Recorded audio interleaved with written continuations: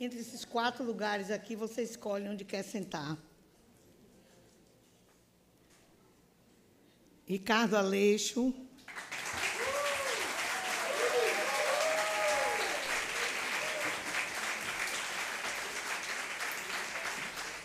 Você. Quer ficar do lado dela? E Alberto Pucheu.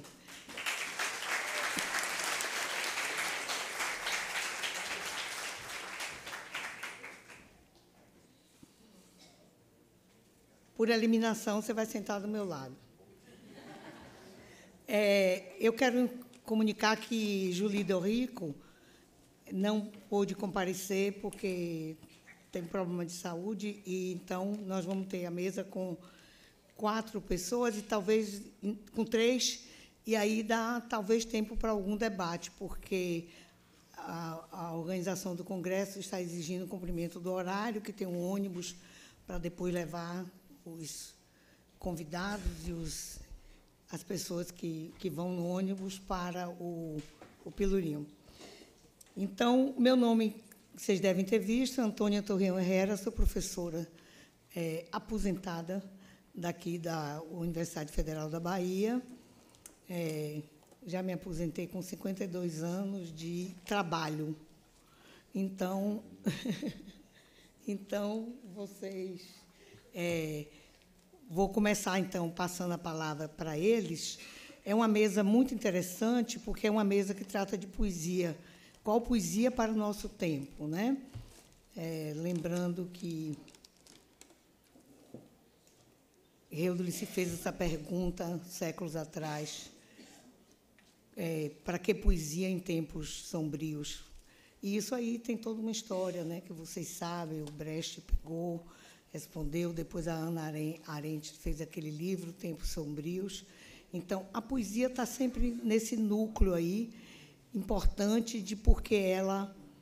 e a resposta de Reudely é que mais me agrada, porque os deuses seguem o rastro. A poesia segue o rastro dos deuses, os deuses que se evadiram, né?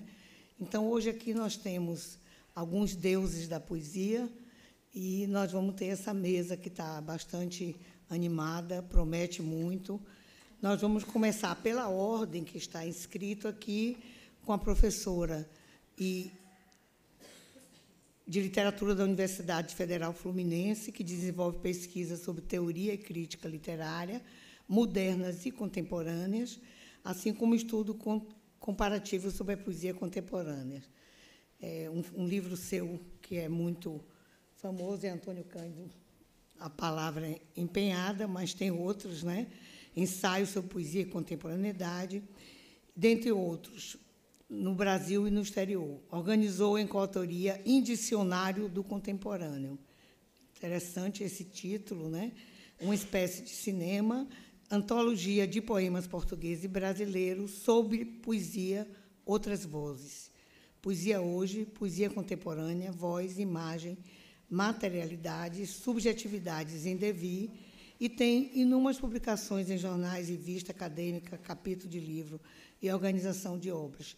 Essa é a apresentação formal, protocolar, da professora e ensaísta Célia Pedrosa, que vai se apresentar melhor com a própria palavra dela e com o texto.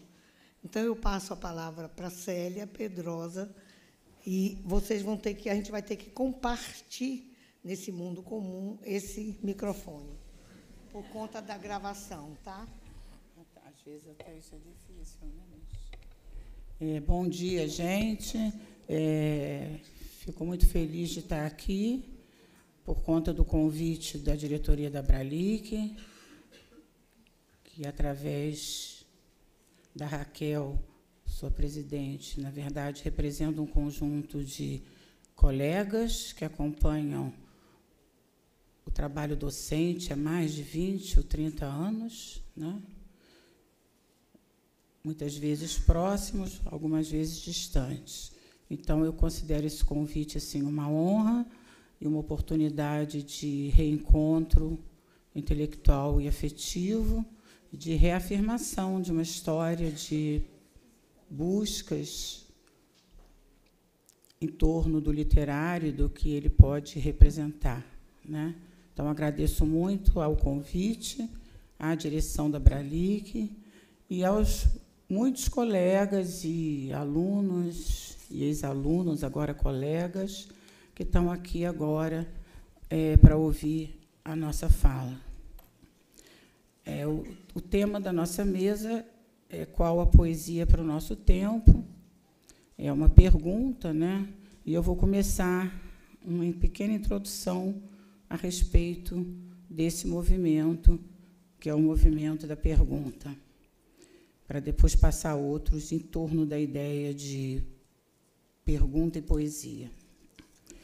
Ao definir o tema dessa mesa e de outras mesas, né, através de uma pergunta, a Bralic coloca a tantos aqui presentes numa situação de interlocução aberta, que é, em si mesma, uma forma de resposta.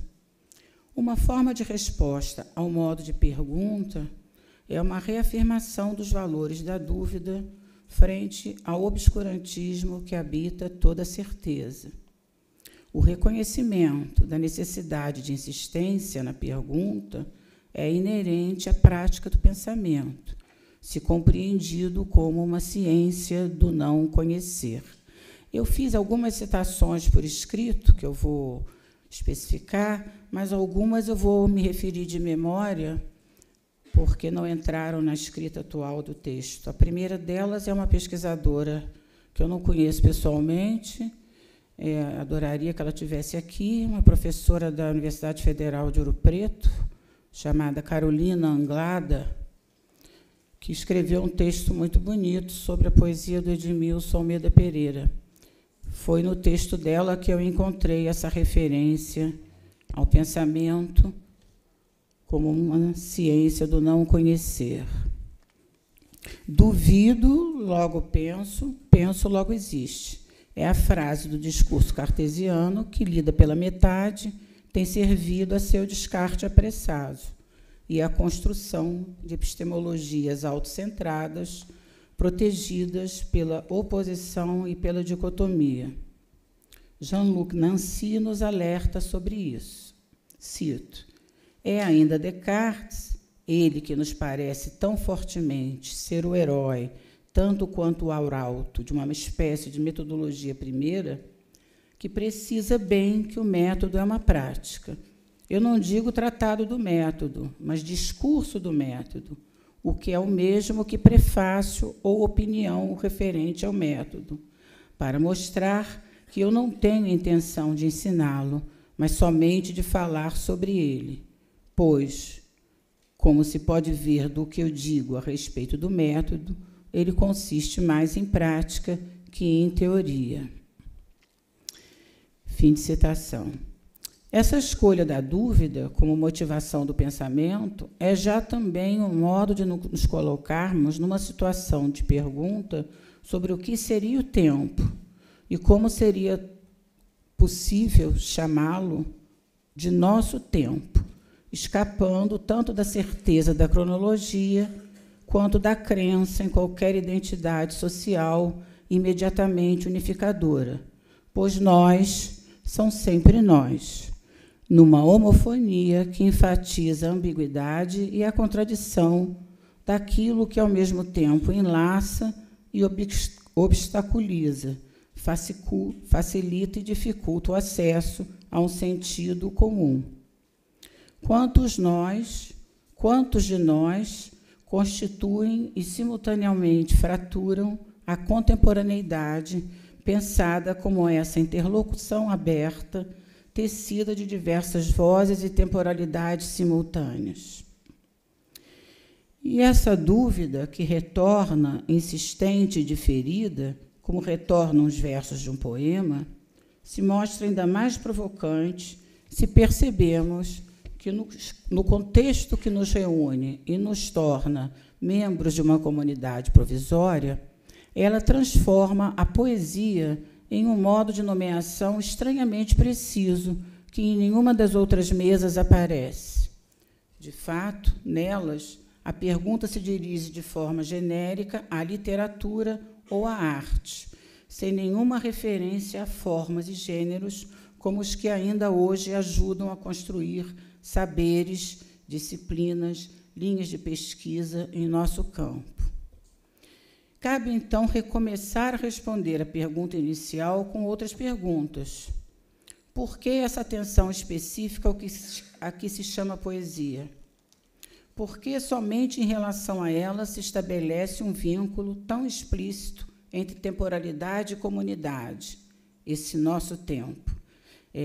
Essa pergunta que eu estou me fazendo aqui já vem sendo bastante feita, e eu me lembro, faço uma referência principal ao texto do Marcos Scar sobre poesia, distinção e democracia, em que ele vai trabalhar com uma tentativa de perguntar por que a poesia se faz essa demanda, e também ao texto da Ana, né, que no primeiro dia falou sobre a ideia de distinção a partir do Édouard Glissant.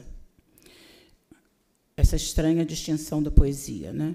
Então, a estranheza provocativa dessa demanda já tem sido apontada como se ao que se chama poesia, e somente a ela, coubesse responder ou faltasse responder a essa urgência. Porque é dela que, com mais ou menos demora, vem alguma resposta? Porque é ela que sempre se esquiva? Porque é, finalmente, nesse cruzamento de esquiva e demora que a pergunta pode mesmo emergir em toda a sua potência? Já perguntava Carlos Drummond de Andrade, em poema chamado Nosso Tempo, publicado em A Rosa do Povo, em 1945, que ressoa até hoje. Este é tempo de partido, tempo de homens partidos. Visito os fatos, não te encontro. Onde te ocultas, precária síntese, penhor do meu sono, luz, dormindo acesa na varanda. Miúdas certezas de empréstimos, nenhum beijo sobe ao ombro para contar-me a cidade dos homens completos. Talvez se possa daí concluir que o termo poesia convoca uma generalidade que, para aquém e para além da literatura, a contém e, ao mesmo tempo, nela inocula o germe da singularidade, do não idêntico a si e em si, e que, então, proporíamos chamar o poético, remontando ao étimo grego da poiesis. Pois o poético parece concentrar a qualidade estranhamente institucional que Jacques Derrida atribui à literatura e que, aqui, agora, por meio do nosso encontro e de nossas pesquisas, podemos estender também à instituição universitária e às suas formas de legitimação. Segundo o filósofo, a literatura é a instituição que permite dizer tudo, se mantendo sempre na borda de tudo, inclusive de si mesma, tanto mais forte e resistente, quanto mais paradoxalmente frágil, desarmada, capaz de sempre abalar e permitir que sejam pensados seus próprios limites. Por isso, o poético relaciona-se com o tempo na forma de acontecimento, isto é, de contratempo. Uma pedra no caminho? Contratempo que nos faz voltar a perguntar não só o que é literatura, mas ainda, e aqui e agora, o que seria o tempo tal como ela o carrega, tal como o recarregamos nas experiências várias e simultâneas de reescrita, releitura, tradução, fractalidade.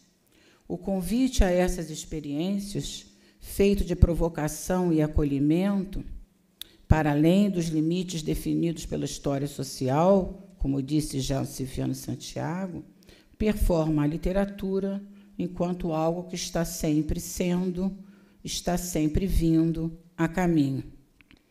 Essa condição de acolhimento, abrigo do incerto, do estranho, do provocante, vai ser exposta por Marjorie Perloff quando se pergunta por que certos trabalhos experimentais com a palavra se nomeiam como poemas, e recebe como resposta, em 2015, do escritor Kenneth Goldsmith, que se nomeia como poeta. Cito: quando comecei a andar nesse caminho, há uns 20 anos, Somente os poetas e o mundo da poesia podiam aceitar o que eu fazia.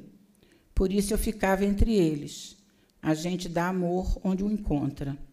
Há certa abertura no mundo da poesia, no que diz respeito à escrita, que não encontrei em nenhum outro lugar.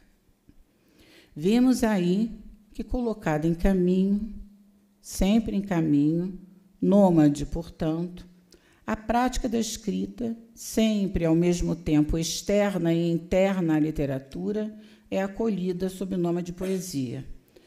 E é justo a propósito desse nomadismo que Édouard Glissant vai reencontrar no interior e exterior, nas bordas da tradição clássica greco-latina, os antigos poemas épicos, como escritas da errância, que falam da comunidade a partir de seu aparente fracasso, para além dos enraizamentos que os movimentos da história às vezes exigem.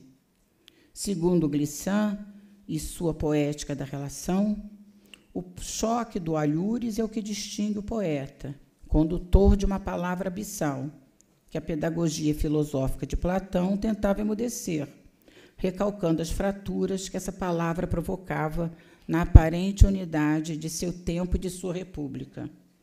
Um tempo, uma república fraturada em acontecimentos, pleno de discursos acontecimentos que caminham e reescrevem continuamente sua origem e seu sentido.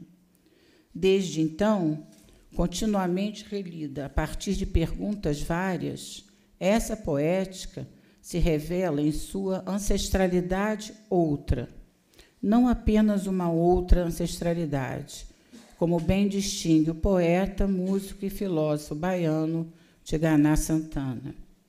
E carrega, através do tempo, a pergunta sobre o que pode ser um nós, e nesse nós, o que pode ser um eu, que carreguem e pensem ambos sua disparidade imanente, construindo um nosso tempo destituído do ideal épico-heróico, quase militar, que vem se impondo ao pensamento moderno em suas diferentes tendências, muitas vezes solidário de modo oportunista a dados conjunturais.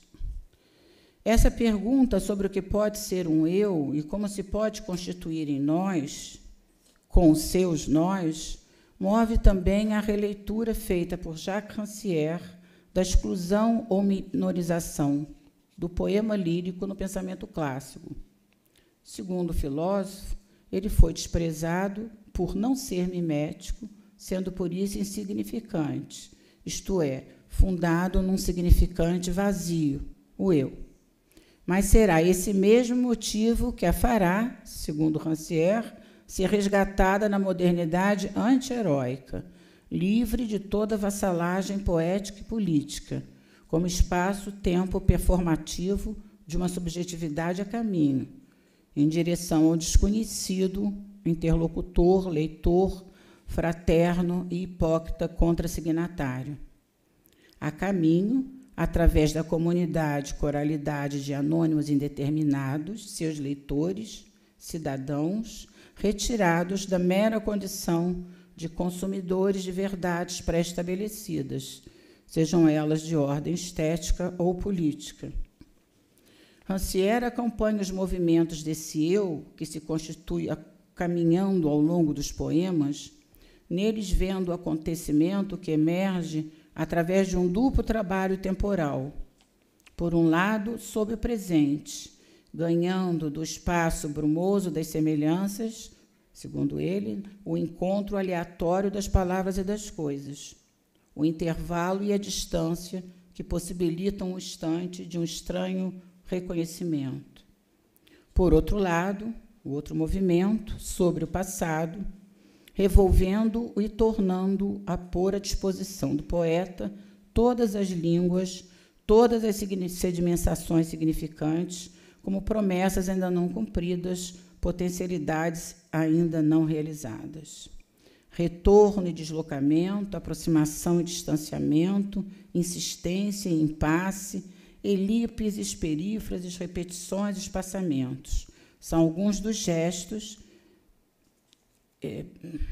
são alguns dos gestos que fabricam esse movimento, esse ritmo a que chamamos, então, poético. O poético enquanto gesto. Aí eu estou referindo a uma conceituação do George Agamben, né? E que pode ser esse gesto buscado em formas outras da tradição ocidental, nunca una em si mesma, assim como naquelas tradições outras em que a poiesis costuma se chamar encanto, conforme lembra ainda Tigana Santana, que nelas vê o reencantamento do mundo através de suas brumas imanentes. A pergunta sobre a poesia e o tempo, como vemos, se repete desde sempre. Desde sempre, o tempo é habitado pelo horror, independente de atos e momentos históricos. E é diante dele que a poesia se propõe como pergunta sobre o eu, o nós, o caminho comum possível. Talvez o eco mais emblematicamente moderno dessa pergunta seja a célebre postulação de Adorno. Cito: escrever um poema após Auschwitz é um ato bárbaro, e isso corrói até mesmo o conhecimento de por que hoje se tornou impossível escrever poemas. Como sabemos, a poesia do judeu Paul Celan vem ajudando a responder essa pergunta, através de seu caráter simultaneamente lacunar, interrogativo e endereçado, que encena uma forma de testemunho e de partilha, justamente com o que continua sempre, enquanto verdade, a escapar. Shoshana Fellman considera, a partir de Paul Celan, que uma escrita, uma leitura, uma aprendizagem devem estimular a capacidade de testemunhar algo que possa ser surpreendente e cognitivamente dissonante. A surpresa implica crise. O testemunho não é autêntico sem essa crise, que tende, precisamente, quebrar e reavaliar categorias e pontos de referência precedentes. Um poema, disse Celan, enquanto uma forma e eu cito, enquanto uma forma manifesta da linguagem e, portanto, intrinsecamente diálogo, pode ser uma mensagem em uma garrafa, lançada na crença, nem sempre muito esperançosa, de que poderá, em algum lugar, em algum momento, chegar à terra firme, talvez à terra do coração. Coração, esse significante tão intimamente associado ao poético e que não cessa de ser resolvido, deslocado, transtornado, como Celan vai estar fazendo, relendo os poemas de outro judeu russo, Mandelstam. O significante coração, então, não cessa de ser revolvido, deslocado, transtornado, e também neste poema os poemas estão em caminho, continuamente a caminho. Para onde?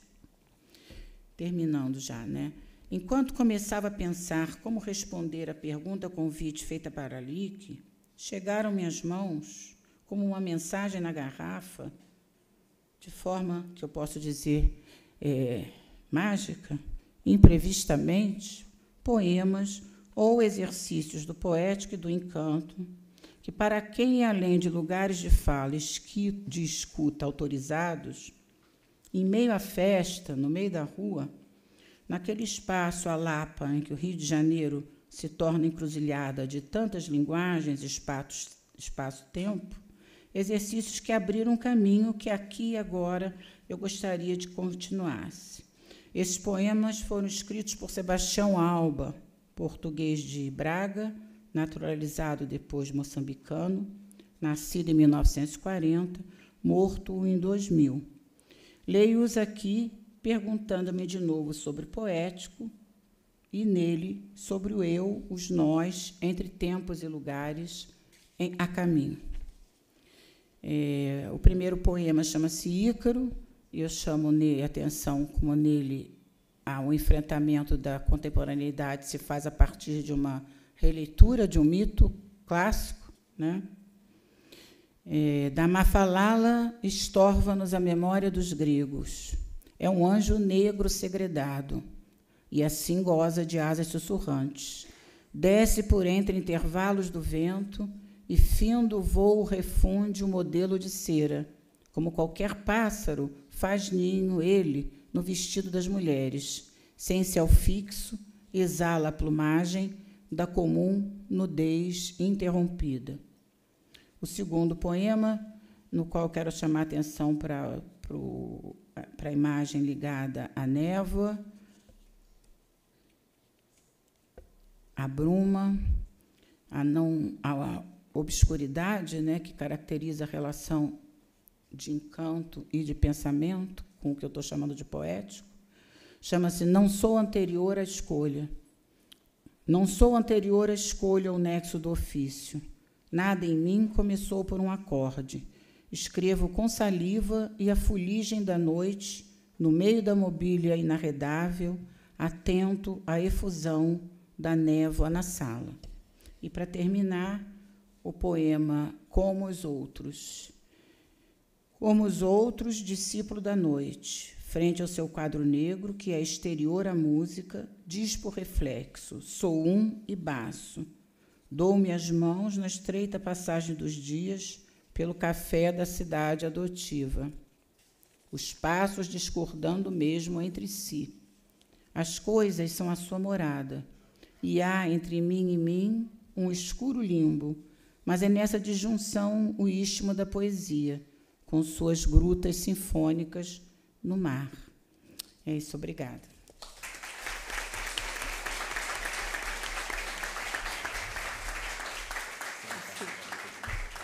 Passou muito tempo? Um pouquinho.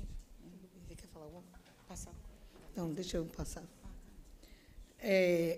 Eu quero agradecer à professora Célia Pedrosa pelas reflexões e o trabalho interessante e muito instigante sobre as instâncias do eu e do nós. E vou passar a palavra para o poeta que encheu aqui hoje o auditório, Ricardo Aleixo. Ricardo Aleixo.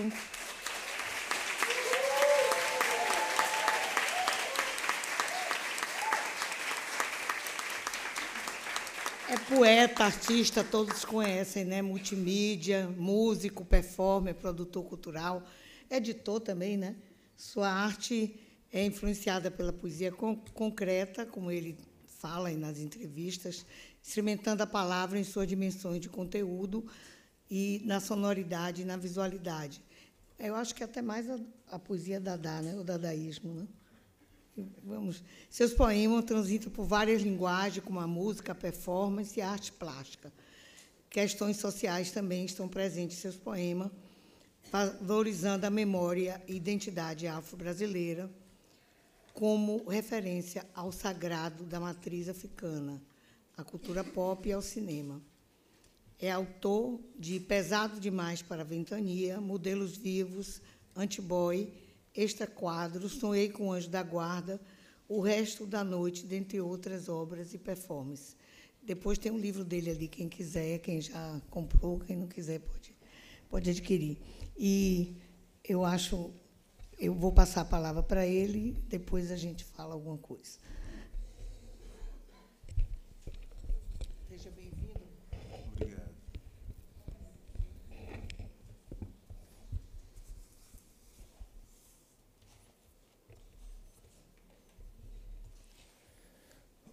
Bom dia a todas as pessoas visíveis e invisíveis.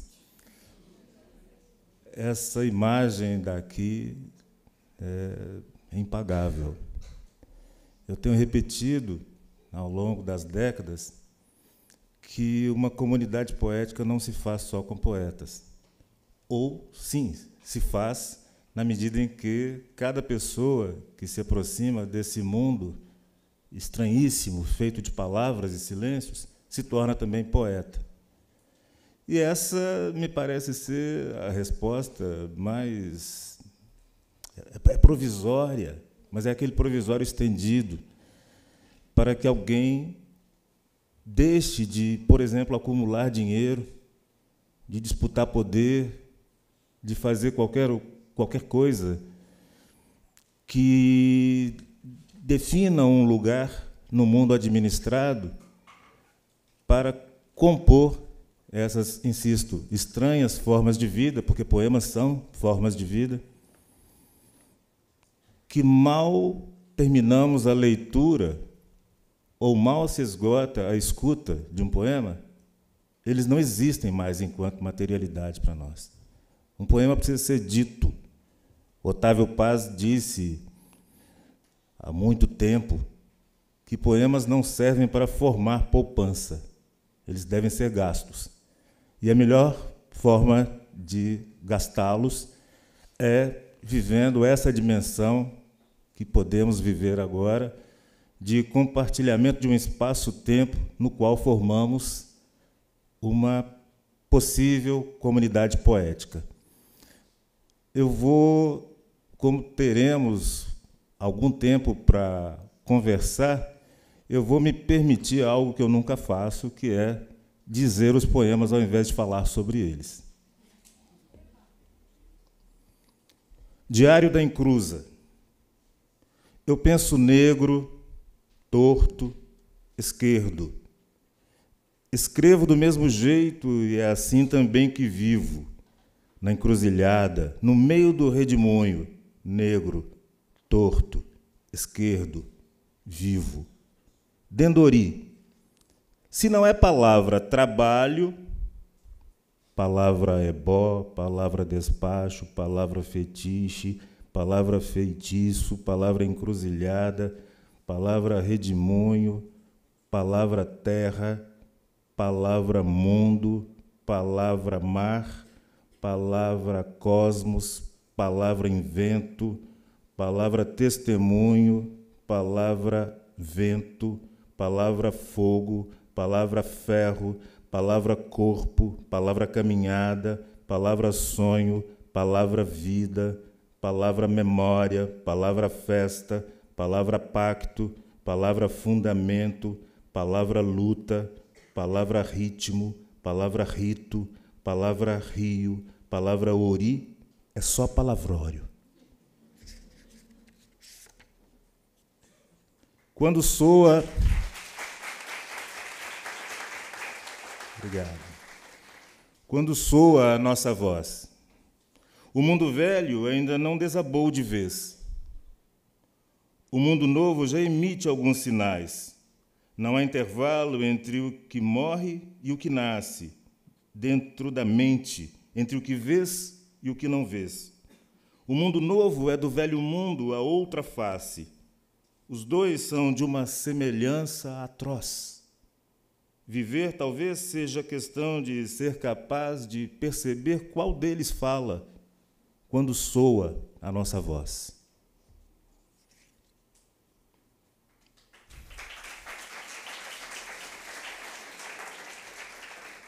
Pessoa muitas. Ê, mundo, me dê licença que eu vim aqui aprender a ser pessoa céu, pessoa ave, pessoa oceano, pessoa floresta, pessoa caminho, pessoa vento, pessoa bicho, pessoa noite, pessoa fogo, pessoa pedra, pessoa sonho, pessoa outras pessoas, pessoa muitas pessoas, pessoa mundo, sem pressa nenhuma de aprender a ser o que sou. Pessoa mundo no mundo, pessoa muitas.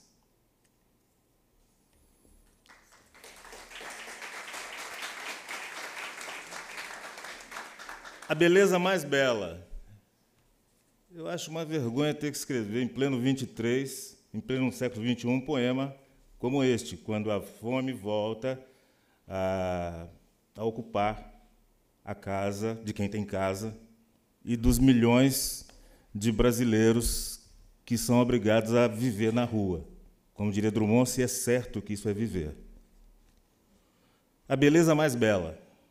Dona Iris dizia, e eu concordo com ela, a beleza mais bela é ter todo dia comida na mesa e água, muita água, todo um rio Nilo para pôr na panela quando chega alguém em casa com uma fome monstra daquela beleza mais bela.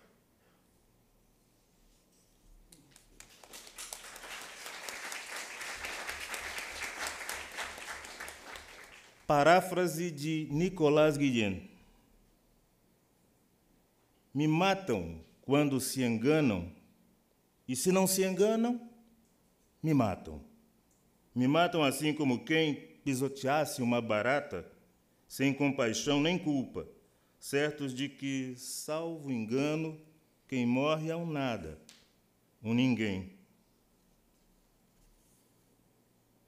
Conforme o caso, toda bendita manhã eu pego com Nossa Senhora das grandes e pequenas lábias para que ela unja a minha língua com os seus santos olhos, nunca a deixe sem palavras ou sem silêncios, conforme o caso, e que me ensine, numa ou noutra hipótese, a muito melhor usá-la.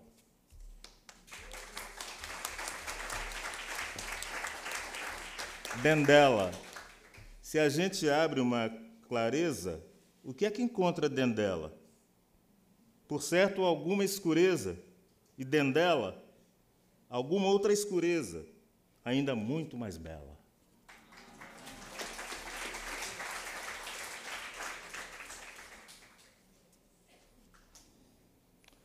No corpo do vento, 3 tambores negros semeiam no corpo do vento um grito de guerra e de paz que incomeça pela invocação do mar ancestral e se expande em meio às dobras do L de luta e de liberdade, que infinda o nome sagrado daquela a quem Yansan chama com tanta ternura de minha irmã Marielle.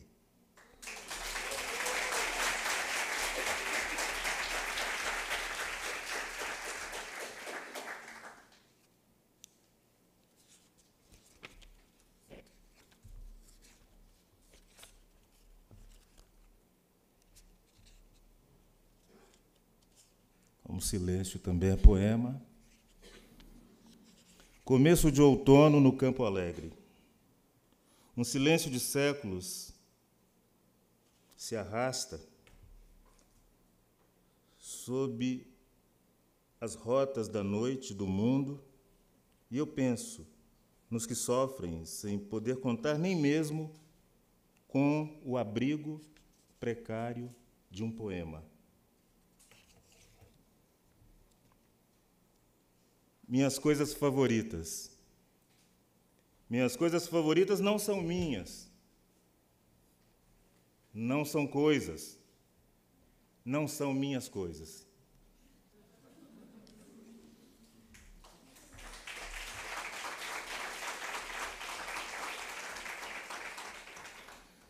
Solidariedade. Não se pede. Não é moeda de troca. Não cresce em ramas, não diz seu nome nem a que veio, não passa recibo, não se gasta com o tempo, não tem a pele lisa, não pisa no chão devagarinho, não fala pelos cotovelos, não exige ser recebida de joelhos, não se vê a cada esquina, não desbota nem perde o vinco, não se dispersa pela força do pensamento, não é comum em épocas como a atual. Não diz não por esporte. Não surge quando mais se precisa dela. Não.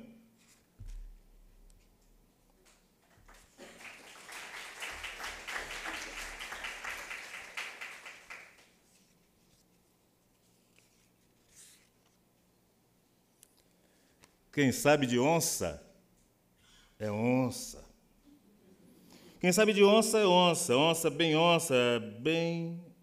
onçona, bem oncinha, onça bem ela, bem eu e bem você. Onça Mandela, onça Elza, onça Billy, onça Lélia e onça Beyoncé. Quando gente nossa onça, onça por dentro e tudo em torno dança. Dança de onça onçando porque sabe onçar. Onçar até depois de onde a vista alcança. Quem sabe de onça é onça. Quem cuida de onça é onça. Quem fala com onça é onça. Quem anda com onça é onça.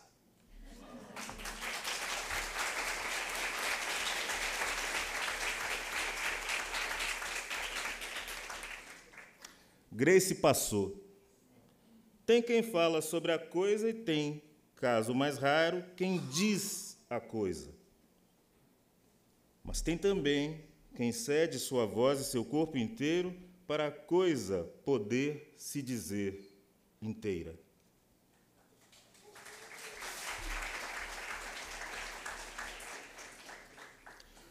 Depois de ouvir Cecil Taylor, não é questão de ser todo o tempo forte ou fraco, nem mesmo de me sentir eventualmente fraco ou forte, mas de me saber um som que a vida toca em intensidades que variam no limite entre molto pianissimo, que de tão baixo quase não se ouve, e molto fortissimo.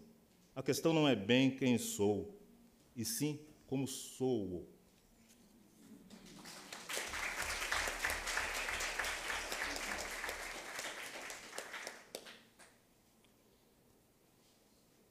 Estamira encontra Estela. Com quem a gente conversa, senhora, sobre um tipo de desespero que se recusa a assumir a forma, as dimensões, o peso, o tamanho e a textura de um pleno desespero? Quem será, colega, que talvez se disponha a ouvir o que a gente tem a dizer sobre um medo que não aceita de jeito nenhum ser chamado de medo? Conhece, amiga, alguém que possa ajudar a gente a entender direito isso que mata a gente devagarinho, um tanto mais a cada novo nascer da velha sol? Alguém aí dentro da sua povoada e interessante cabeça, maninha, será que pode fazer o favor de levar a minha nervosa negrura cista para dar uma volta pelo bairro, doce irmã, enquanto eu berro até estourar, muito bem estourados os brancos ouvidos do mundo, que você e eu sabemos que não passa de hospício, cadeia, agência bancária, shopping, vala comum?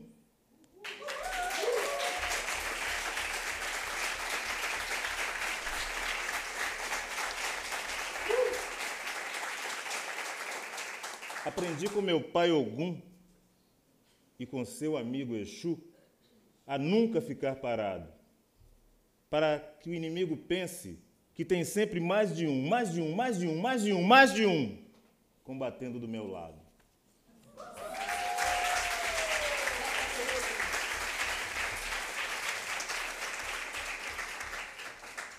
Eu tenho um irmão que vocês vão poder ouvir hoje à tarde, chamado Ailton Krenak, que é a única pessoa não negra a quem eu dedico um poema neste livro, no Diário da Encruza.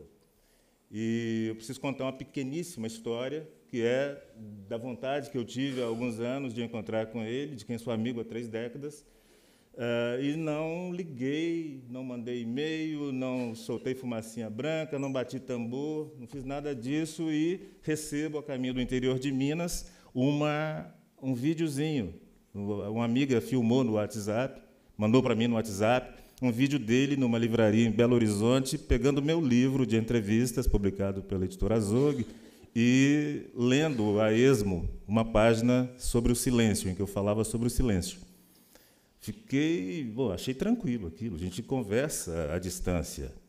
É uma das nossas tecnologias ancestrais, como gostamos de dizer. Daí, umas 3 semanas, eu fiquei sabendo que ele estaria de novo em Belo Horizonte e me programei para ir ouvi-lo. Ele chega por trás de mim, eu conversando com um grupo de amigos, me abraça, eu me viro, a gente improvisa uma dança desengonçadíssima. Quando ele para de repente e fala assim: eu pensei em você e você veio. Aí eu fiz um poema, que é esse aqui, chamado Aconteceu Maravilha. Li o livro do parente, pensei nele, ele apareceu. Li o livro do parente, pensei nele, ele apareceu. Olha só quanta alegria, olha que feliz sou eu. Olha só quanta alegria, maravilha aconteceu. Não aqui no Campo Alegre, e sim numa livraria. Não aqui no Campo Alegre, e sim numa livraria. Olha só quanta alegria, olha que feliz sou eu. Olha só quanta alegria, maravilha aconteceu. Eu virei livro, um livro vivo, uma floresta eu virei. Saltei da estante na mão do parente, e outra floresta me leu. Eu virei livro, um livro vivo, uma floresta eu virei. Saltei da estante na mão do parente, e outra floresta me leu. Obrigado.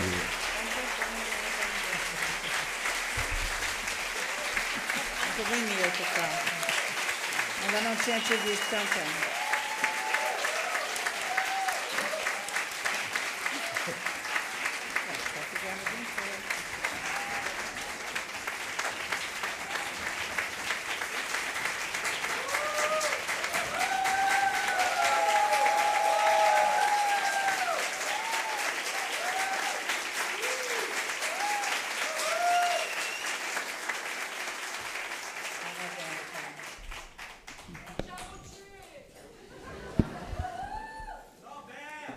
Vocês são mais do que o jabuti.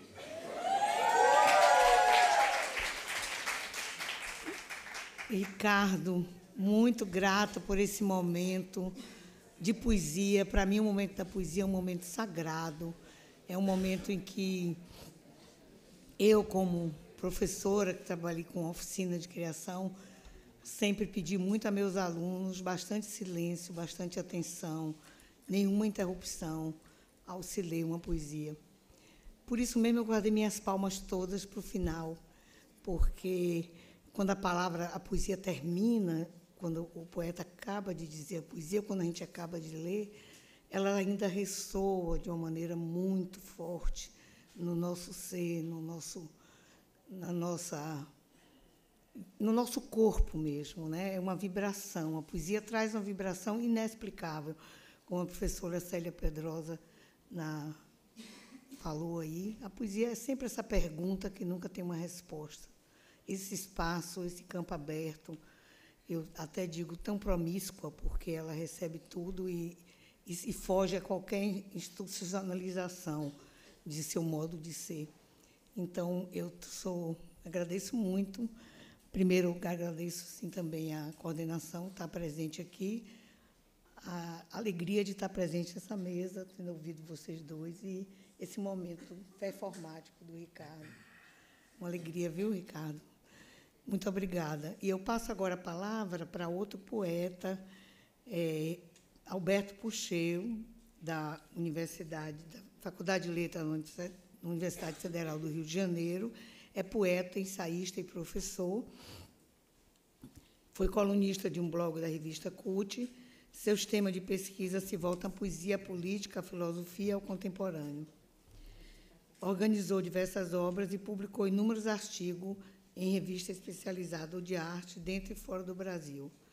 É autor de Que Porra é Essa? Poesia, Escrito da Indiscernibilidade, Poemas para serem lidos na posse de presidentes, Para que poeta em tempo de terrorismo, Mais cotidiano que o cotidiano, É chegado o tempo de voltar à superfície, Vidas rasteiras, dentre outros títulos.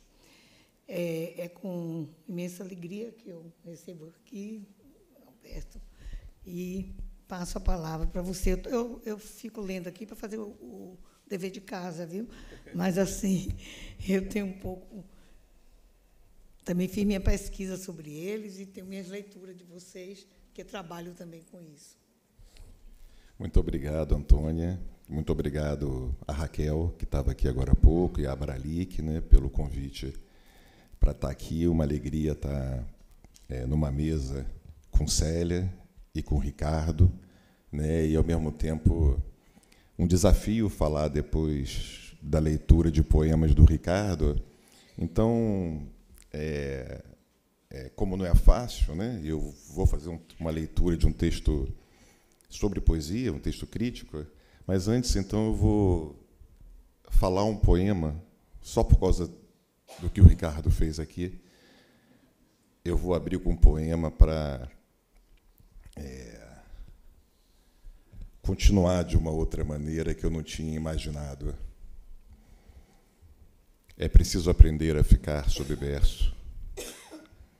É preciso aprender a ficar submerso por algum tempo. É preciso aprender Há dias de sol por cima da prancha, há outros em que tudo é caixote, vaca, caldo. É preciso aprender a ficar submerso por algum tempo. É preciso aprender a persistir, a não desistir. É preciso aprender a ficar submerso. É preciso aprender a ficar lá embaixo, no círculo sem luz, no furacão de água que o arremessa ainda mais para baixo, onde estão os desafiadores dos limites humanos. É preciso aprender a ficar submerso por algum tempo, a persistir, a não desistir, a não achar que o pulmão vai estourar, a não achar que o estômago vai estourar, que as veias salgadas como charque vão estourar, que um coral vai estourar os miolos, os seus miolos, que você nunca mais verá o sol por cima da água. É preciso aprender a ficar submerso, a não falar, a não gritar, a não querer gritar quando a areia cuspir navalhas em seu rosto, quando a rocha soltar britadeiras em sua cabeça, quando o seu corpo se retorcer feito beia em máquina de lavar. É preciso ser duro, é preciso aguentar, é preciso persistir, é preciso não desistir. É preciso aprender a ficar submerso por algum tempo. É preciso aprender a aguentar. É preciso aguentar e esperar. É preciso aguentar e esperar até se esquecer do tempo, até se esquecer do que se espera, até se esquecer da espera. É preciso aguentar ficar submerso até se esquecer de que está aguentando. É preciso aguentar ficar submerso até que o voluntarioso vulcão de água arremesse você de volta para fora dele.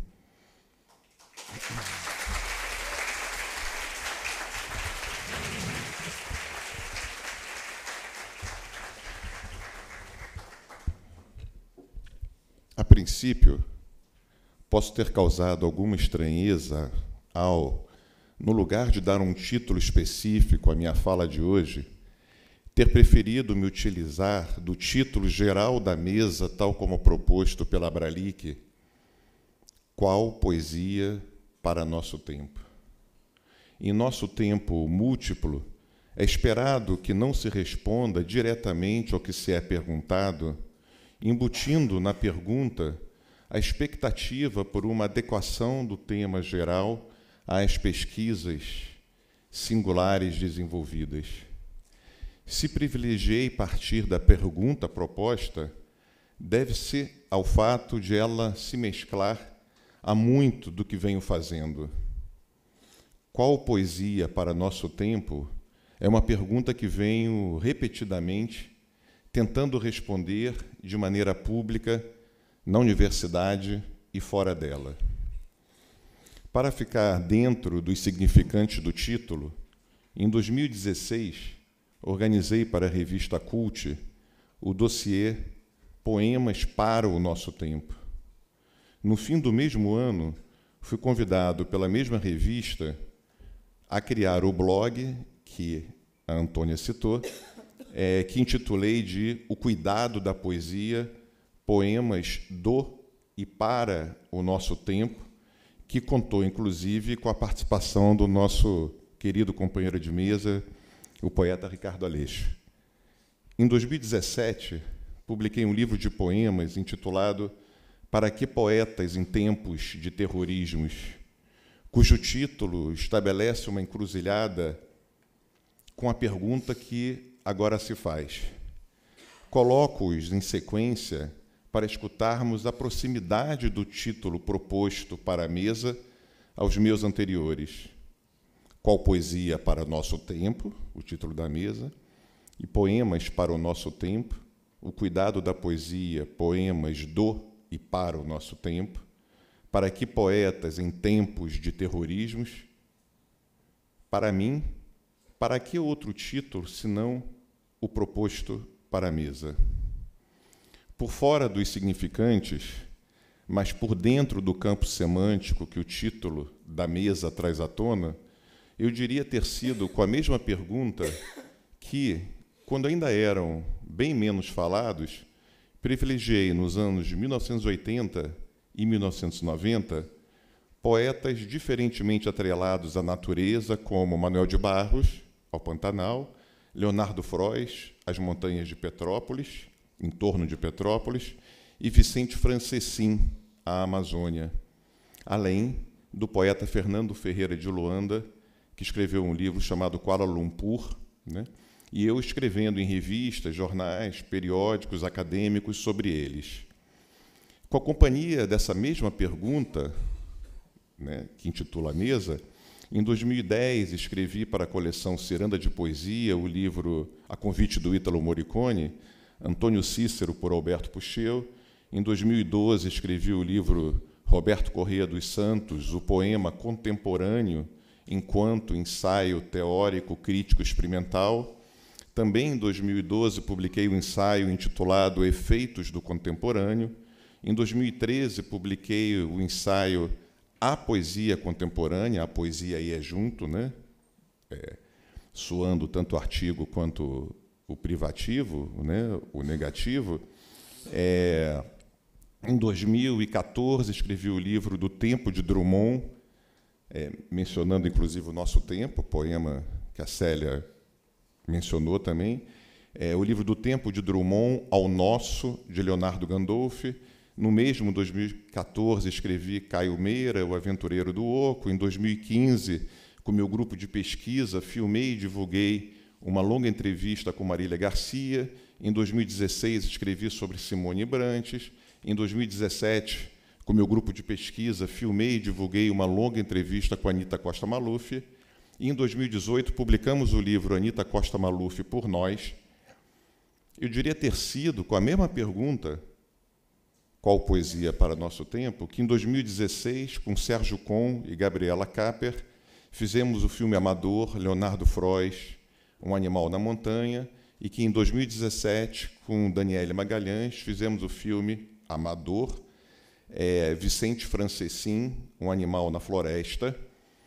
Foi ainda com essa pergunta ecoando em mim que, em 2016, escrevi sobre Copenau a Prakult, texto depois publicado em livro pela Júlia Dorico, que estaria aqui, mas, infelizmente, não pôde vir.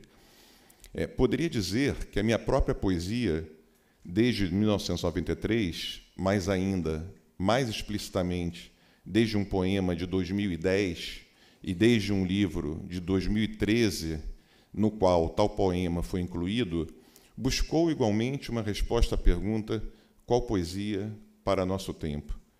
Escrito em 2010, e, portanto, é importante frisar, 3 anos antes das jornadas de junho de 2013, tal poema foi, para mim mesmo, um marco na minha trajetória, levando, se não a uma guinada da minha poesia anterior, calcada desde o princípio na dimensão urbana, a uma dimensão explicitamente política da poesia.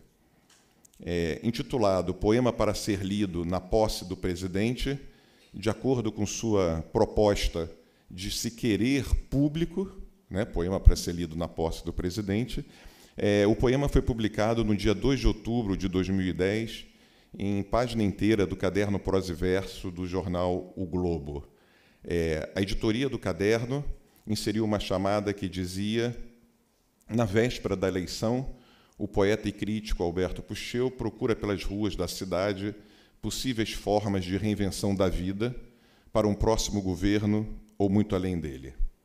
Tal data, 2 de outubro de 2010, era o sábado imediatamente anterior ao domingo do segundo turno da eleição que elegeu pela primeira vez Dilma Rousseff.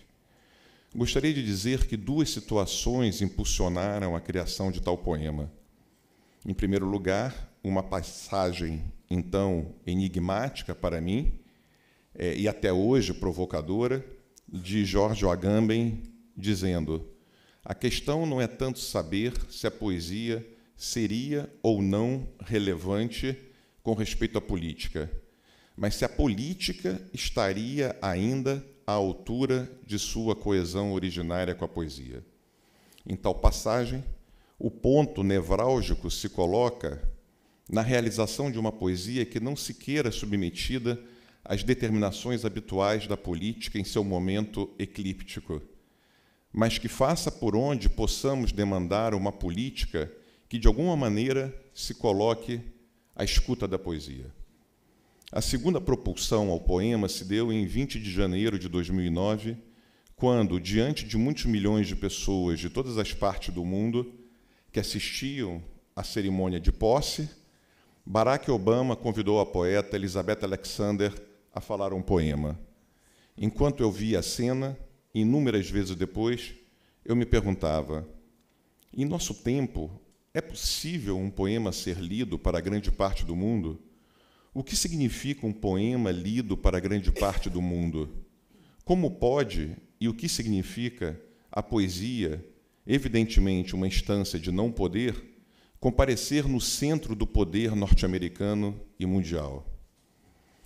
Publicados em 2013, Poemas de Mais Cotidiano que o Cotidiano, livro que recebeu o poema para ser lido na posse do presidente, relacionam-se com as jornadas de junho de 2013. Publicado em 2017, Poemas de Para que Poetas em Tempos de Terrorismos se relacionam com o golpe em Dilma Rousseff. Em 2019, publiquei um livro intitulado Poemas para serem lidos em posses de presidente, com 4 daqueles poemas entre o de 2010 e o da data referida. Publicados, respectivamente, em 2020 e em 2022 pela editora Cult, Vidas Rasteiras e É Chegado o Tempo de Voltar à Superfície se relacionam ao momento do governo Bolsonaro e da pandemia agravada, perversa e extremamente pelo então presidente. Ao menos na última década, ou um pouco mais, uma parte significativa de minha poesia vem se relacionando com a história recente e com a política do país. Volto ao título da mesa. Qual poesia para o nosso tempo? Chama minha atenção a preposição. O título sugerido não é qual poesia de nosso tempo, mas qual poesia para o nosso tempo. Poderia ser respondido que muita poesia de qualquer tempo e lugar, de Homero a Shakespeare, de Safo a Dante, de Sófocles a Emily Dickinson, de Arquíloco a Maria Firmina dos Reis, de Whitman a Carolina Maria de Jesus, e por aí em diante, seriam poesias para o nosso tempo. Entendo, entretanto, que o que está em questão na poesia, o que está em questão na pergunta qual poesia para o nosso tempo, como o que esteve em questão na escolha do título para o primeiro dossiê da revista Cult, Poemas para o Nosso Tempo, é o que, posteriormente, no blog, evidenciei no subtítulo que criei, que eu coloquei no subtítulo, Poemas do e para o nosso tempo. No que tem de implícito e no que tem de explícito, entendo que a pergunta para a nossa mesa se coloca como uma pergunta política. Qual poesia do e para o nosso tempo, no Brasil e para o Brasil, no mundo e para o mundo, que possa participar da invenção de um país e de um mundo comum? Para a poesia, Derrida está certo em dizer: não se trata de escrever apenas em um dia específico, em uma hora específica, em uma data específica, mas escrever também para a data, endereçando-se a ela, destinando-se à data como ao outro.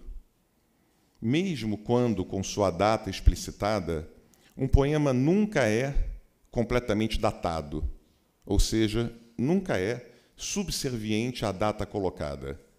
A data desde a qual o poema se escreve, ou de que o poema fala, se coloca para, no recebimento de sua força, ser ditada e sobrescrita pelo poema.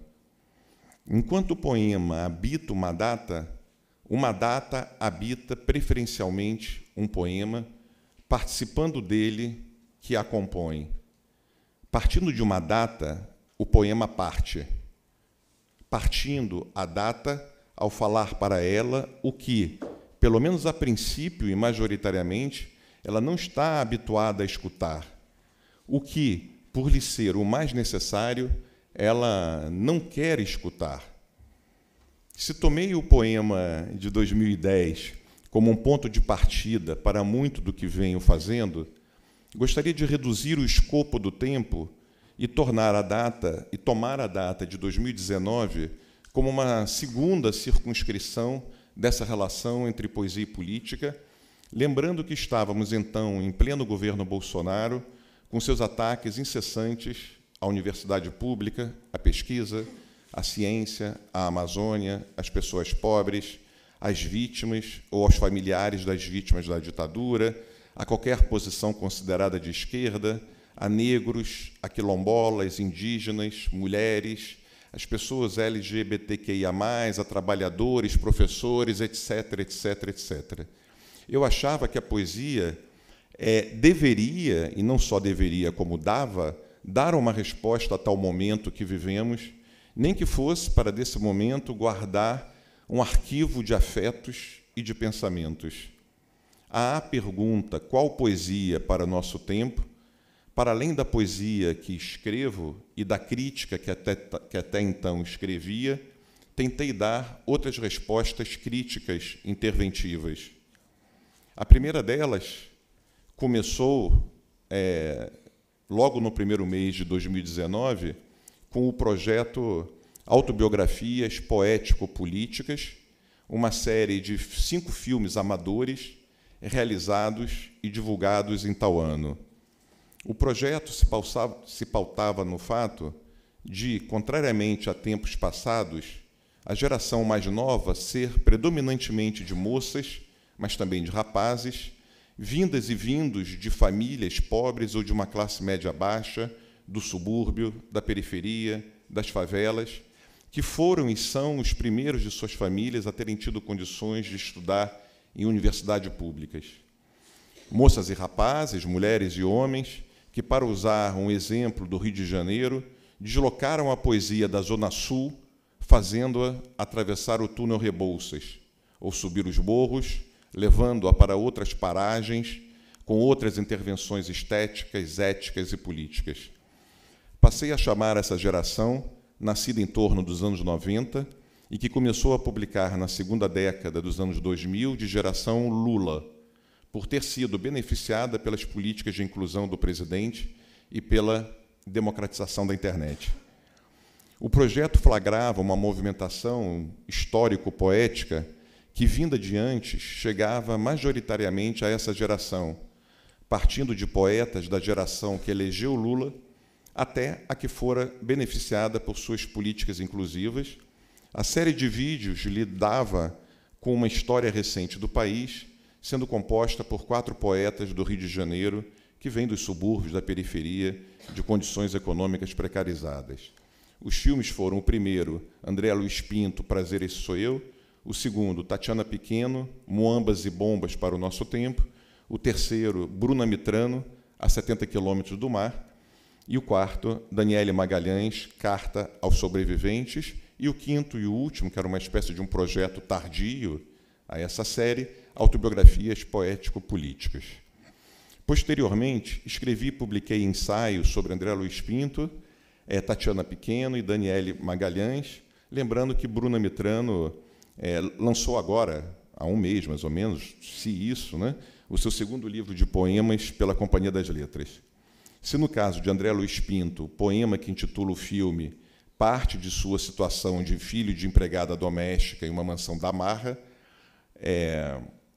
no das outras 3, há uma poesia evidentemente do subúrbio e feminista, propondo uma leitura de nosso tempo violento e uma releitura de nossa história a partir da ótica das mulheres. O momento seguinte da segunda circunscrição dessa relação entre poesia e política se deu para mim no mesmo ano de 2019, ao ser convidado para fazer a primeira curadoria da então nova revista Cult Antologia Poética, cuja ideia que me fora proposta era de ter um poema para ser lido a cada dia do mês, antes que se lesse as notícias do jornal.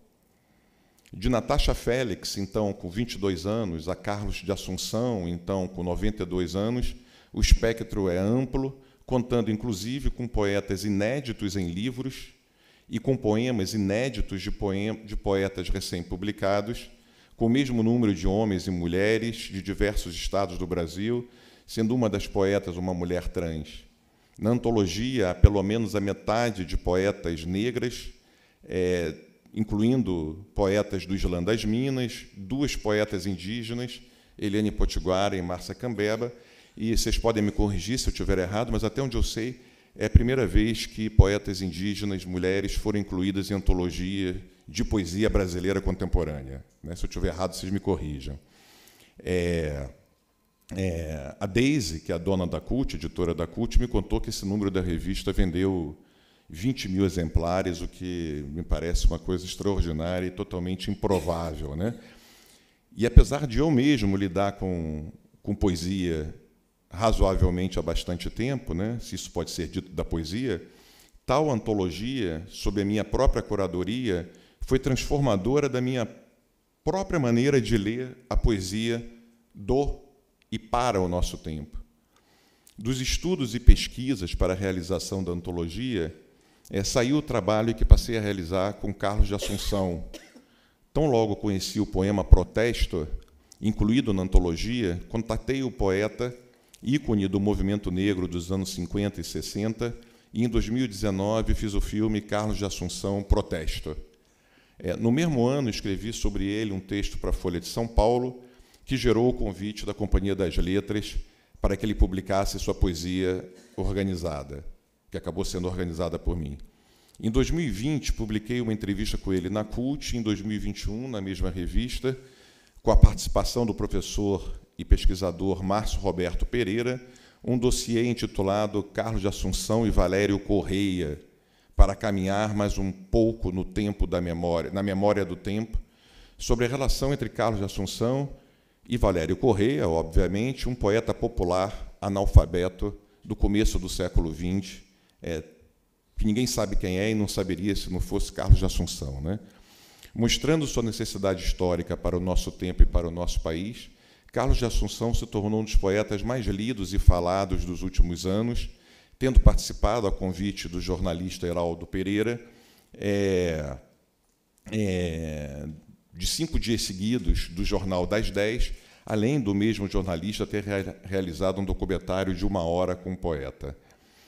Eu, que, como dito, em 2016 havia escrito para a revista Cult sobre Quando o Céu Cair, o livro monumental de Copenau e Bruce Albert, em 2020 escrevi para a mesma revista sobre as poetas Eliane Potiguara, Márcia Cambeba, além do texto sobre indígenas isolados, motivado por um canto de Cari Tenharim, então com mais de 100 anos, acerca dos Kagvarriva. Ainda como uma tentativa de responder à pergunta qual poesia para o nosso tempo, em 2021, e, portanto, ainda sob o governo Bolsonaro, organizei para a editora Cult o livro, a antologia, o livro Poemas para Exumar a História Viva, até onde sei, estranhamente também, a primeira antologia brasileira exclusivamente composta com poetas que foram presos políticos durante a ditadura militar, sendo alguns assassinados por ela. Muitas dessas realizações, desde 2018, quiseram mostrar minha leitura da maneira de a poesia esticar a corda para uma leitura de nosso tempo, para o nosso tempo, para uma releitura da história pela poesia, através de um lado inclusivo, necessário, em oposição a certa história nossa e ao governo necrocrata que assolou esse país e as forças que conspiraram para possibilitar um governo como o dele e outras violências que nos são constitutivas e fortemente presentes. Fruto dessa trajetória que tento expor rapidamente para vocês, encontra-se no prelo o meu novo livro de ensaios, Trilogia da Resistência, Pedro Tcherra, Eliane Potiguara, Carlos de Assunção, com, além dos 2 poetas bem conhecidos hoje, o poeta que ficou 5 anos preso e torturado pelos militares que impuseram a ditadura desse país. Para a alegria de todos nós, a editora Cult está publicando, deve estar saindo a qualquer momento, o livro Que País Seremos Depois das Valas Comuns, do Pedro Tcherra. Estou terminando. No livro Em Busca do Real Perdido, Alain Badiou definiu o poema, ou melhor, o que ele chama de grande poema, ou ainda o que ele chama de todo grande poema, escrevendo: todo grande poema é o lugar linguageiro de uma confrontação radical com o real, extraindo dela e do nosso tempo, da nossa história. Todo grande poema é o lugar linguageiro de uma confrontação radical com o real. Um poema extorque à língua um ponto real impossível a dizer. Entendo que a poesia do e para o nosso tempo, que venho abordando, realiza essa confrontação radical com o real, extraindo dela e do nosso tempo, da nossa história, do nosso país, um ponto real impossível a dizer.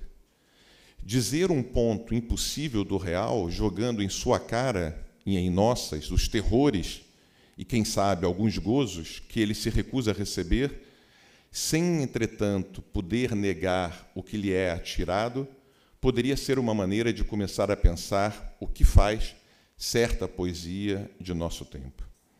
Ressaltando que me parece óbvio, saliento que o modo como venho tentando responder à pergunta qual poesia para nosso tempo, ou qual poesia do e para o nosso tempo, no Brasil e para o Brasil, é uma entre muitas maneiras de relacionamento com a diversidade de nossa poesia, já que lidamos com alguns efeitos do nosso tempo que, ao trepidarem nele, mantêm a imanência de nosso tempo e de nossa história trepidando, em busca de uma outra ética que extraia de seu confronto com o real um ponto impossível, possível a dizer de nosso país, mas também do mundo, em busca de, como coloca Abralik como tema desse ano, uma invenção por um país, mas também por um mundo comum.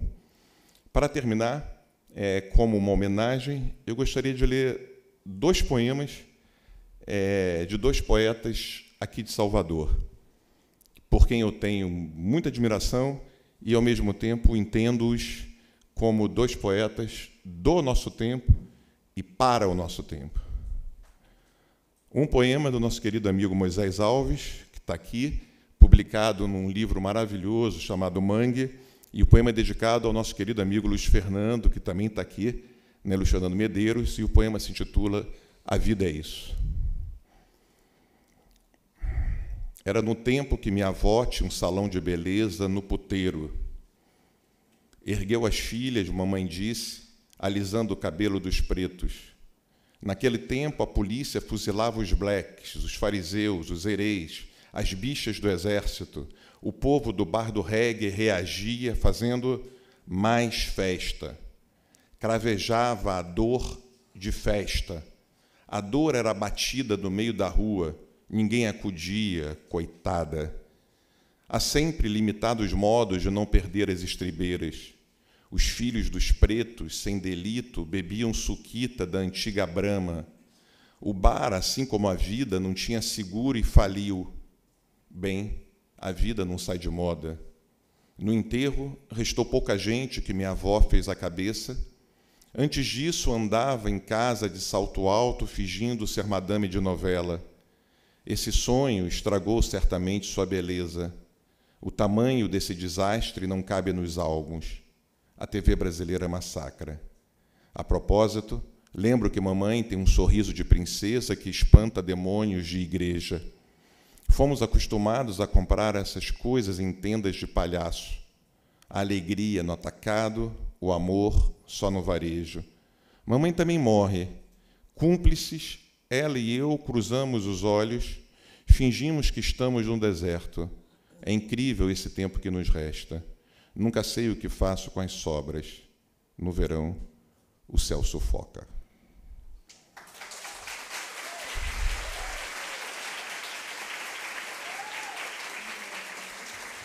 E também da querida Rita Santana, que também está aqui, de um livro que eu acho maravilhoso também. Eu vou terminar, talvez um pouco além do tempo já, do livro Cortesanias. Vou ler o poema As Comedoras de Batatas. Para Vincent van Gogh, a tempestade de granizo, para Vincent van Gogh, a tempestade de granizo destruiu a colheita das batatas, casas perderam os telhados. Eu agonizo por temer invenções, eu agonizo por temer intervenções olivas em todo o sonho tenso do meu país. Negros morrem linchados nas esquinas do Brasil. A pororoca morreu, de banzo. Um tufão de saudades atinge a China. Organizo o noticiário que me invade e desacata a harmonia dos pardais.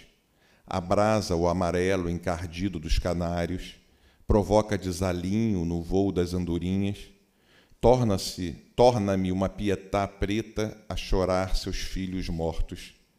Em dias de chuva desmaio, enquanto tu te esquivas de mim e eliminas as marcas dos meus avanços sobre o solo fértil da pátria. Adivinhas o abandono do porvir. Deixo-te, amaldiçoo-te, deixo comigo a abnegada e a de mutismos, deixo a amorosa e parto. Minhas mãos negras estão pretas de terra, cozinho batatas, sirvo as sôfregas àqueles que dividem o pão comigo. Como batatas com meus companheiros, como batatas com meus camaradas, como batatas com outras escribas, aquelas que também plantam. Há outras, mas estão alhures do outro lado do fronte. São donas de vastas terras improdutivas. Entorpeço os sentidos descascando versos, comendo a poesia dos carvoeiros, aqueles que dividem um pão com o pastor holandês, cujos deuses são o transtorno dos girassóis e a convulsão de uma noite estrelada.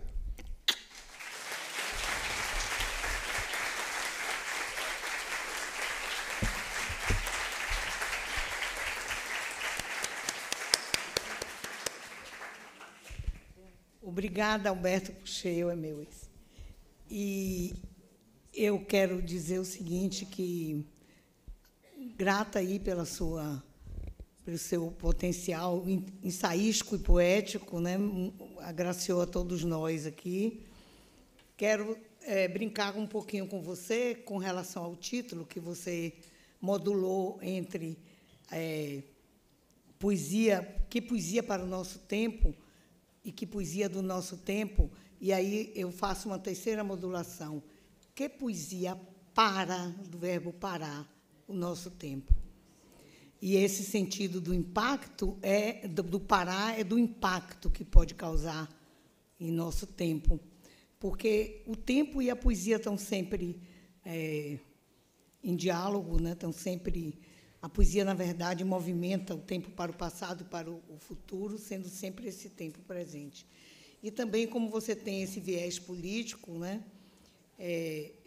O meu pensamento também de que a poesia ela é sempre política, porque ela trabalha com a dimensão da linguagem, tirando a linguagem do seu comum, no sentido da sua horizontalidade, que comunica trivialidades e incomunica sujeitos. E ela, no momento em que ela coloca o signo em pé e verticaliza para que você se impacte com aquela construção inédita de linguagem, com aquele momento poético que ela traz, ela é política, sempre política. Mas tem também essa dimensão que você direciona a sua poesia para a política, que é muito bom e que os nossos tempos necessitam muito. Então, eu quero agradecer muito a todos que estão aqui presentes, à mesa, e quero abrir para um debate não muito longo, porque nós precisamos encerrar exatamente às 12h30, mas temos aí meia hora para conversarmos.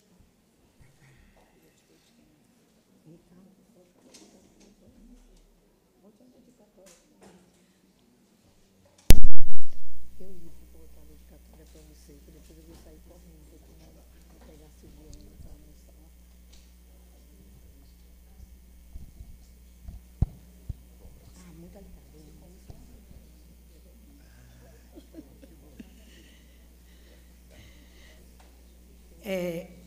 Alguém quer perguntar alguma coisa? Falar? Sim, pode vir. Bom dia, eu me chamo Lucas de Matos, também sou poeta, sou autor do livro Preto Ousado e queria fazer uma pergunta para o Ricardo, porque assim como você, eu também sou um poeta que trabalha a performance, porque acredito que a poesia para o nosso tempo e que para o nosso tempo é essa que pode ser sentida, né, assimilada de alguma forma, mas acho que sentida da forma maior. E eu vim experimentando isso com o meu trabalho porque eu recito em vários lugares, desde centro espírita até maternidade, porque acho bacana isso, da gente colocar a poesia em diversos locais que nem se imaginam que ela pode estar. Então, gostaria de perguntar se quando você escreve, você pensa nessa dinâmica da palavra performada, ou se você escreve primeiro e trabalha isso depois. Como é o seu nome? Lucas de Matos. Lucas. Obrigado pela pergunta, porque eu acabava de falar aqui com a professora Célia Pedrosa que o meu início se dá na música. Eu canto desde os 11 anos e só vou escrever o primeiro poema aos 18. Então, quase como um hábito adquirido ou um treino, eu acho que não tenho nenhum poema que não tenha sido antes vocalizado. Seja na leitura, na simples leitura em voz alta, seja na tentativa de musicalização desse poema.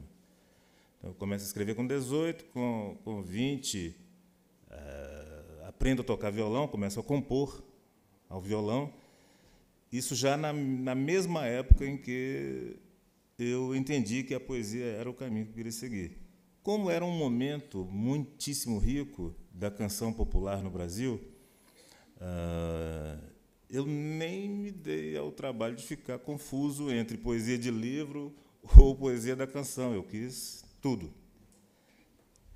Mas nem sabia da existência da performance como linguagem. A palavra performance eu conhecia, mas não a performance enquanto linguagem, que só vai aparecer uns 10 anos depois. E aí eu me lembro que o primeiro livro que eu li sobre poéticas da voz foi A Letra e a Voz, de Paul Zumthor, e aí me dediquei a estudar isso o mais profundamente possível. E aí já tendo relações de parceria com a gente do teatro, gente da dança, da música, o que fez com que eu entendesse que aquele era o meu caminho por definição. E o que faz com que eu diga hoje, nas entrevistas, nas palestras, que a poesia, que me interessa muito mais a poiesis do que a poesia enquanto gênero, que até acho que ela não é. Acho que poesia não é gênero. Eu acho que perpassa por vários campos. A relação poesia e cinema, por exemplo, é da mais profícuas do século XX em diante, desde as vanguardas, né? Então, é isso que me interessa, essa possibilidade da palavra se materializar a partir de suas virtualidades visuais, sonoras, cênicas, cinéticas, etc. E tem sido assim, espero que assim seja.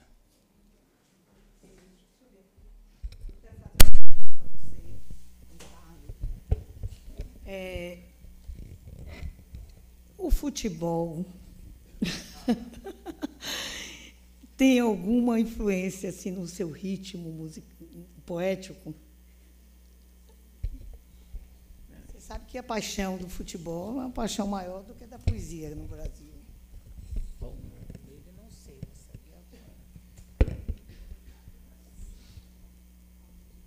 Essa pergunta é só pergunta boa, viu? Porque o futebol, como eu tenho dito já há muito tempo, foi minha primeira lição de poética. Eu, como muitos da minha geração, eu tive a sorte de ver grandes jogadores em ação. Gerson, que foi o camisa 8 da seleção brasileira de 70, o Zé Carlos, do Cruzeiro, jogadores que eram definidos pelo estilo definido como clássico, a cabeça erguida, o peito estufado e um jeito elegante de tocar a bola e ocupar o espaço, né? E o maior deles, no meu entendimento, foi Ademir da Guia, do Palmeiras, que descobri depois que era uma espécie de jogador preferido dos poetas. Décio Pinhatari dedicou a ele uma crônica, em que o chama de Ademirável da Guia. E João Cabral de Melo Neto tem um belíssimo poema também, em que ele cria aquela imagem que é cinematográfica, né? O homem dentro do pesadelo, que é o modo lento do Ademir jogar. Bom, a única coisa que eu quis na vida, mais do que ser poeta, foi ser jogador de futebol. E a coisa ia indo muito bem até que nos 18 anos, nos meus 18 anos, numa daquelas peladas que, de acordo com Nelson Rodrigues, podem ser de uma complexidade shakespeariana, eu levei uma bolada no olho, fiquei cego e tive que encontrar alguma coisa para fazer na vida. Aí foi quando apareceu a poesia. Mas o futebol me interessa enquanto linguagem. Ontem mesmo eu fiquei rindo sozinho no quarto do hotel, até que minha companheira, Natália, perguntou por que eu estava rindo. E eu estava rindo porque eu vi no YouTube uma sequência de gols incríveis, de diversas épocas. Gols absurdos. O drible que resulta em gol, um sujeito que eu nem sei o nome, que ia se chocar contra o goleiro, ele dá uma cambalhota por cima do goleiro, levanta, entende a situação e toca calmamente para o gol. Isso eu gosto de provocar os poetas, dizendo que na poesia, lamento, mas não tem essas coisas. Poesia é muito maravilhoso, mas não é como futebol, de fato. Agora, eu não assisto mais futebol. Não vou aos estádios e não acompanho os jogos. Torço para o América de Minas pelo mesmo motivo que João Cabral dizia torcer para o América do Rio, para economizar emoção. Ótimo, não conhecia isso.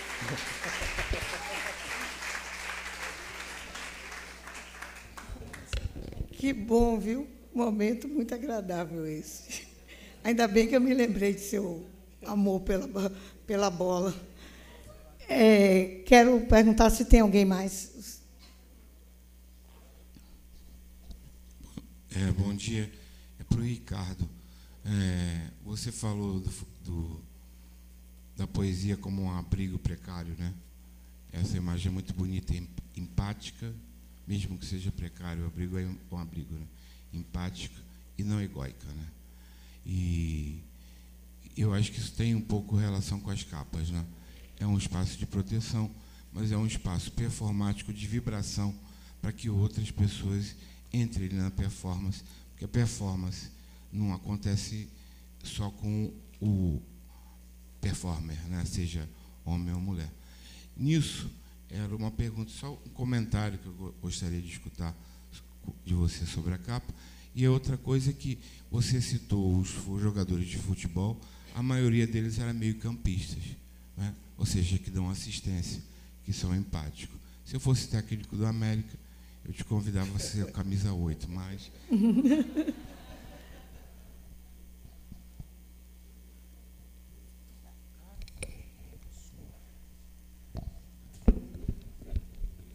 Você tocou no ponto nodal para mim com relação à performance, que é a imprescindibilidade de quem escuta, de quem vê, de quem assiste.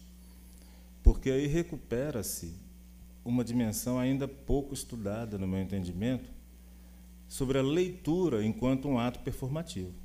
A própria leitura é um investimento do corpo.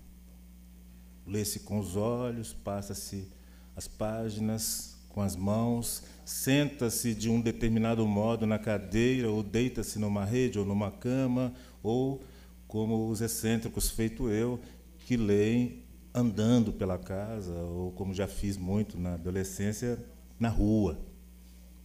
Então, os modos de apreensão do conhecimento, da informação, dos ritmos, no caso da poesia, dos silêncios, isso interfere nessa produtividade do poema. E se o sujeito que lê, que assiste,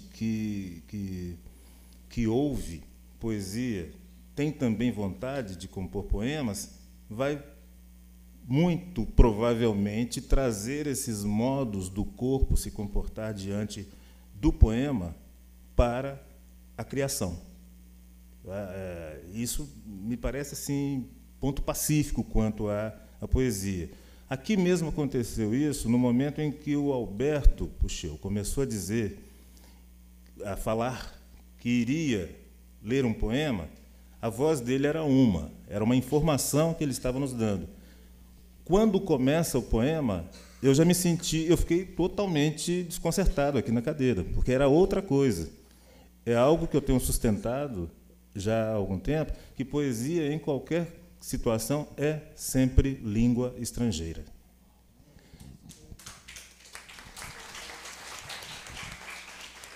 Eu tenho vivido isso com muita felicidade já há alguns anos, desde que eu comecei a ser convidado para participar de eventos fora do Brasil.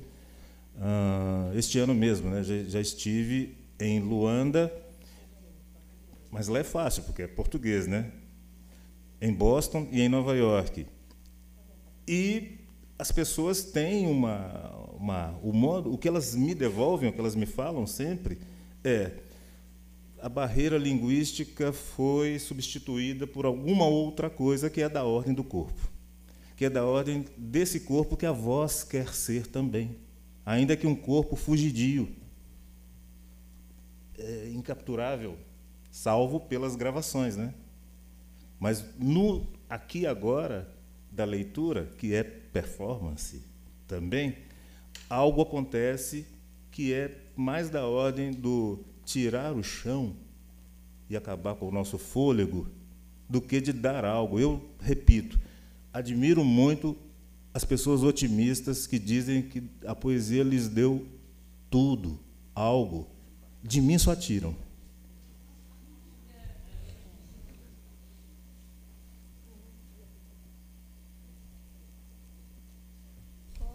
Tem mais alguém que quer perguntar? Ainda temos algum minutinho. Estão ouvindo aí? Olá. Antes de mais nada, obrigado, Célia, Ricardo, Alberto, pelo tempo, pela fala, pela atenção dada a cada tema, a cada abordagem, e pelo laço que se faz, né? De modo mais direto ou menos, que se cria nessas três falas, né? Vai me faltar aqui agora a lucidez e a fineza de lembrar dos nomes, tá? Só que eu quero lembrar de uma fala em particular, de uma mesa redonda que eu pude assistir ontem, aqui na Abralic, sobre crítica literária. O ponto que mais vai me faltar a fineza no nome da pessoa, mas que se fez a pergunta se literatura seria arte de partida ou de chegada, para se chegar em outros pontos. Não foi o tema central da fala.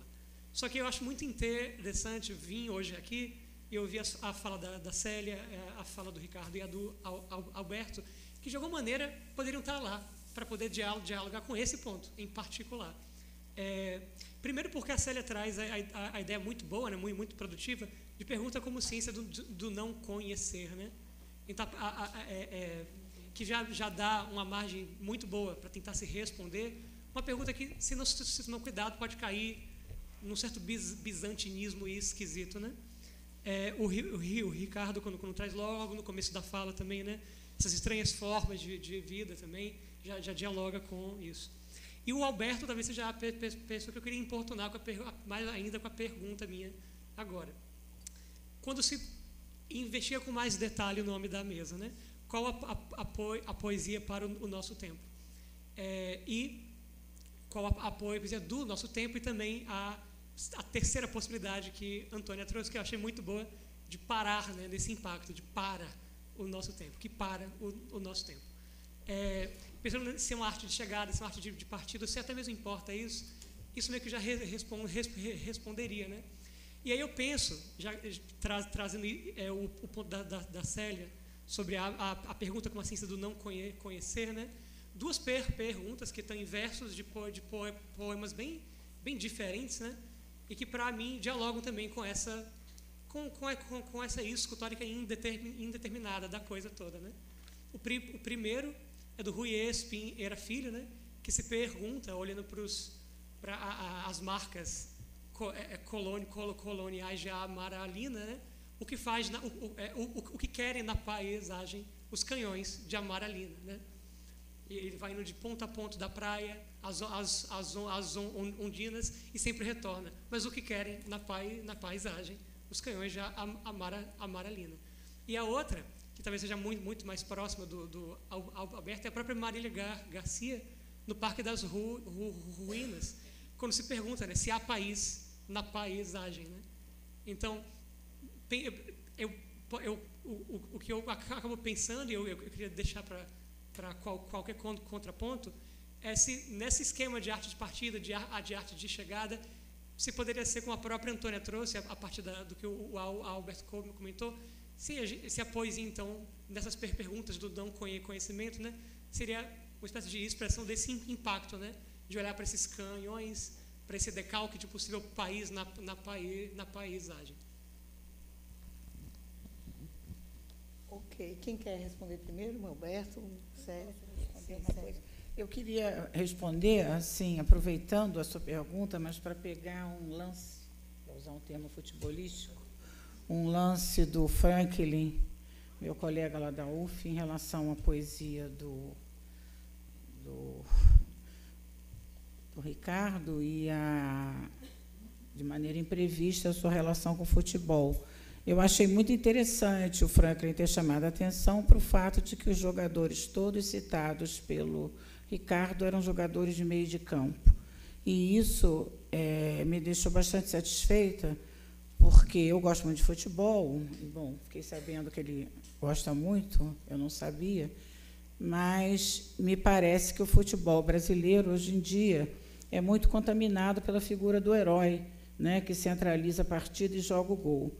E eu acho interessante que, de alguma maneira, essa jogada do Franklin para o Ricardo e a resposta do Ricardo para ele ajudam, pelo contrário, a conduzir não só a questão do futebol, mas a própria questão do gesto poético, que pode até habitar o futebol em geral, para um lugar que não seja o lugar do heroísmo, né, que foi uma das questões que eu chamei a atenção no meu texto. A poesia como lugar de recusa de um heroísmo que pode ser, muitas vezes, uma forma de adesão oportunista às circunstâncias, né? E eu acho que maravilhoso a figura do meio de campo como síntese poética desse tipo de gesto, né? É o que arma o jogo, porque sabe se articular com os companheiros e evita, e até às vezes sofre com isso, a canonização como herói, né?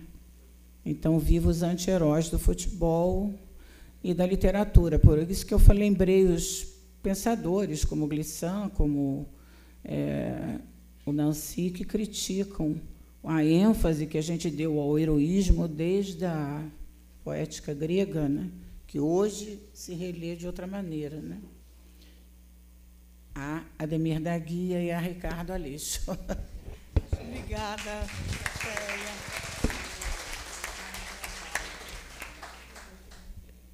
Obrigado pela pergunta, né? Assim, eu vou tentar ser breve. Eu poderia te responder de duas maneiras. Uma maneira do que a poesia se constituiu na minha vida e de maneira, portanto, em algum grau autobiográfica e naquilo que ela foi para mim. E eu diria que ela não estaria no lugar nem do começo nem do fim. Ela está no lugar de um desvio pelo meio. Eu acho que a poesia está muito mais no lugar, para mim, do erro, né? Da errância, da impossibilidade de um começo ou de um fim, né? Assim, exatamente nisso que, pegando a gente pelo meio, faz a gente errar, né? Leva a gente a uma errância qualquer, imprevisível até então, né? Eu acho que a poesia traz essa colocação, seja diretamente no poema, o poema é realizado a partir disso, me parece, né?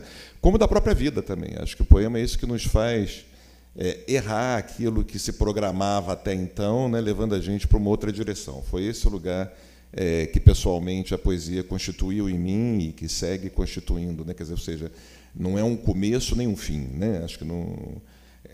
Às vezes eu acho que essa ideia de começo e de fim é uma ideia que estaria ligada a uma dimensão talvez historicamente religiosa, né? O Gênesis e o Apocalipse, né? Me soam um pouco essas duas instâncias, né? E eu, em geral, eu entendo a poesia como desvio, como um descarrilamento, né? Alguma coisa dentro desse ponto, né? E Célia está coberta de razão, concordo plenamente com Célia quando Célia trouxe, né, assim, e que a Antônia falou pelo para, né? E Célia falou da poesia como contraponto, se não me engano, em algum momento, ou algo como um contratempo. Eu acho que esse é o lugar da poesia, né? Dito isso de maneira biográfica, eu acho que isso é o lugar do poema também, né? O poema, apesar de poder ter esse começo, né? E de sempre voltar a um começo, né? Ou sempre poder voltar a um começo, não obrigatoriamente voltar, mas ele se afasta um pouquinho da margem, ele quer voltar logo, né? Diferente da prosa que vai embora. O poema é isso que retorna. De alguma maneira, tem esse vínculo do poema com o começo, né? E não à toa o começo de um poema me parece ser o que há de mais obscuro no poema, né? Ou na criação, né? Beira uma impossibilidade você dizer vou começar um poema, né? Beira uma impossibilidade. Eu não sei em alguns casos, né, específicos, né? Mas eu acho que o que caracteriza o poema, isso seria uma longa conversa, né? Assim, mas é a quebra, é essa possibilidade dele quebrar e ter essa fratura entre o sonoro, né, entre o rítmico e o sintático, né? Eu acho que é essa possibilidade, né, assim, que é característica, me parece, do poema, e que eu acho que o poema é, portanto, onde quebra, onde está o contratempo, né, onde está, ao mesmo tempo, isso que é pego pelo meio, né? E isso que é pego pelo meio ali não pode ser determinado por nenhum sentido, né? Eu gosto de dar o exemplo quando o Drummond fala, num dos poemas, né, 40 anos e nenhum problema né, e nenhum problema resolvido, sequer colocado, né? Eu acho essa quebra, então, qual é o sentido? É o do primeiro verso? É o do segundo? É o da junção, né? Eu acho que é um exemplo que me agrada muito para dizer esse intervalo mesmo, né? Isso que ocorre entre um verso e outro, né? Eu acho que essa dimensão potencial da poesia, né? Essa dimensão de que o verso traz a potencialidade do dizer à tona, eu acho que aí é esse lugar, né, que eu chamei antes da errância do poema, né, esse lugar que pega pelo meio e pela fratura, né, pelo descarrilhamento, pela derrapagem, aí o termo que a gente quiser e puder usar. Quando você vinculou ali na tua fala, vou acabar agora, você falou a Marília, você mencionou a Marília, falou, não, que talvez o Alberto possa falar. Eu queria lembrar assim que Célia Pedrosa é uma grande conhecedora de Marília Garcia e que Ricardo é um performer e, portanto, estaria como Marília, que também é uma performer, né? Tanto numa poesia performática, mas no gesto performático da Marília, como vem se realizando as performances dela, entendeu? Acho que estariam muito mais aptos do que eu mesmo a esse encontro, apesar de eu gostar imensamente do trabalho da Marília também, ter estudado bastante. Então, só lembrando que, né, não há uma proximidade maior minha em relação à poesia da Marília aqui na mesa, de maneira alguma, né, assim, tanto Célia quanto o Ricardo estão nessa intimidade, né, com o gesto, para usar a palavra que foi usada aqui, da Marília também, assim como o gesto do Ricardo, assim como o gesto crítico da Célia, né? Obrigada, Puxeu. Nós temos agora né, esses debates estão suscitando novas questões. A terceira margem, como você está falando aí, né? E eu fiquei pensando aqui, enquanto você falava, que aquela dimensão aristotélica da potência do não, a potência de dizer não, talvez se aplique bastante à poesia, porque como ela tem esse movimento, essa imagem, assim, esse desenho circular, ela volta, quase sempre a gente volta para pensar no título, né? Você comparou muito bem com a prosa, que dá um segmento, e ela faz um recorte assim no tempo, ela briga com a linearidade do tempo, um paradoxo, porque ela tem que escrever linearmente, mesmo fraturando muitas vezes o signo, e aí a poesia talvez seja ela guarda ainda em si, talvez por isso os poetas sejam tão atormentados, porque ela ainda guarda em si essa potência que, como Aristóteles diz, que quando você passa o ato, você perde grande parte da potência, ou quase toda a potência do ato, né?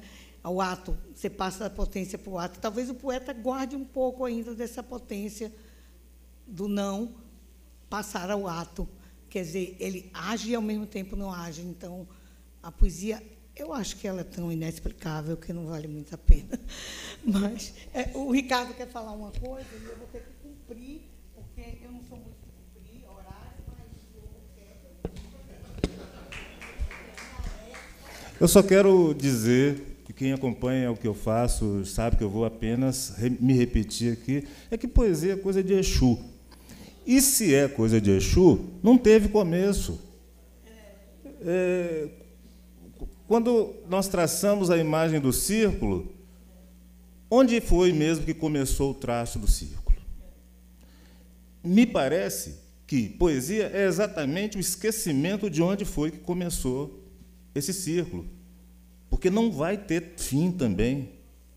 Então, eu acho que, se aceitamos a imagem do círculo, é preciso aceitar a inteireza do círculo e a impossibilidade de totalidade que um círculo evoca.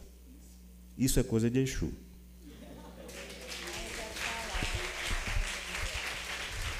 Posso falar? É porque, é claro, quando eu comecei a organizar eventos de poesia, no ano 2000, no primeiro evento que eu organizei, eu convidei, um dos convidados ilustres foi o Ricardo Aleixo. E um dos primeiros textos que eu li dele, foi um texto que virou antológico, foi o texto Cineolho, que é um texto de Exu, né? Não é sobre Exu, ou é sobre Exu, mas é de Exu também. E é um texto lindo em que ele fala, de alguma maneira, ou mostra para a gente essa relação múltipla com a ideia de ancestralidade, de origem, de começo, porque é um texto que, ao mesmo tempo, remete à tradição, a uma tradição religiosa, através da figura do Exu. Ele é um texto escrito de forma vertical, convocando duas tradições, uma tradição do cinema russo, Cineolho, né, do Vertov, outra tradição para poesia concreta. Então, é essa confluência de tradições transformadas. Eu gostei muito, quando eu li no texto do Tigana Santana, essa ideia de tradições outras, que é diferente de outras tradições, né? Tradições outras, eu boto o peso no outras. E a poesia dele é bem um exemplo desse movimento de que ele está falando agora, né? Tem que parar? Eu ia falar outra coisa, mas... Então, eu, indo contra mim mesma, estou cumprindo o horário. 12h30, nós estamos encerrando essa mesa. Eu até fiquei pensando que a gente devia mudar agora esse formato, botar umas mesas para a gente ficar conversando, porque não tem necessidade. Poesia é muito instigante, né? Então, é isso, que vocês voltem para casa com um sentimento bom e com a poesia inundando a vida inteira, como diz Dumont. Obrigada.